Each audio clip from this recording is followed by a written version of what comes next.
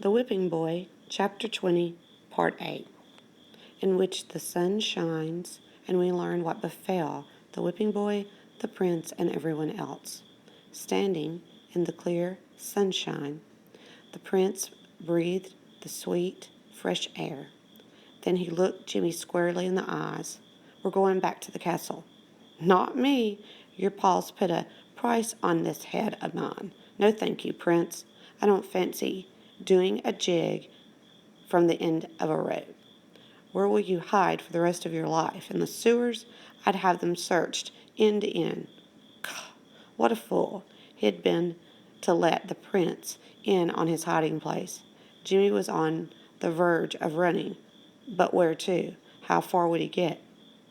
"You said you trusted me," declared the prince, "but I can see you didn't mean it." "I mean it, up to a point." "Then follow me." It was a command. Jimmy swallowed hard and followed. They weren't at the castle gates yet. He'd think of something. The prince led him back onto the fairgrounds and searched out Betsy and the hot potato man. "You've served your prince nobly," he announced. "What are you talking about, lad?" replied Captain Nips. Hot potatoes." "The king has offered a reward for the whipping boy. Here he stands. Turn him in." And Jimmy stood dumbfounded. He felt betrayed. Caw! Betsy flashed her eyes. "Turn Jimmy in? I'll do no such thing." "I command it." "Who are you to command anything?" I'm Prince Brat." "Ha! Run for it," Jimmy thought. Deeply wounded, he gave the prince a last blazing look. The prince returned a quick, playful wink. It befuddled Jimmy for an instant, and then, in a hash, Jimmy saw that for the first time the prince was up to a kindly piece of mischief. "Head to toe, he's Prince Brat," said Jimmy. "Better do what he says, or he'll have you boiled in oil." Jimmy had to wait with Betsy, Petunia, and Captain Nips, while the prince was alone with the king. Finally, a pair of golden doors were opened, and the group was ushered into the throne room. The king sat with his legs crossed and the merest flicker of a smile on his lips. Betsy bowed low, and Captain Nips did the best he could. "The reward is yours," the king announced, and then he turned to the prince. "What about the bear? Came to rescue you, did he?" "Couldn't we give him the title of official dancing bear to your royal majesty, Papa? He'd draw crowds wherever he went." "Done." Betsy and Captain Nips were dismissed. Jimmy now stood alone. It seemed hours, while the king gazed at him. He began to feel a noose tightening around his neck. "You ought to be whipped." "Yes, my lord."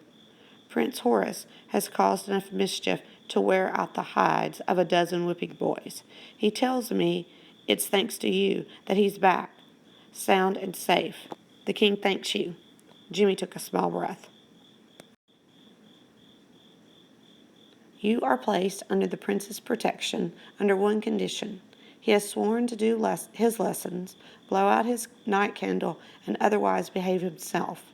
Jimmy's eyes flicked to the prince. "Gah," he thought, "you must want me for a friend awful bad to promise all that. So help me, if it's a friend you ran off looking for, it's a friend you found." "Dismiss, both of you," said the king, "but do change out of those smelly clothes." Retreating toward the golden doors, the prince beside him, Jimmy felt a sparkle rise in his eyes. "You got me off without so much as a single whack," he whispered. "I couldn't bear all the yowling and bellowing." "I wouldn't yowl and bellow, but I would, Jimmy." And Jimmy caught the twinkle in his eyes. Almost at the doors,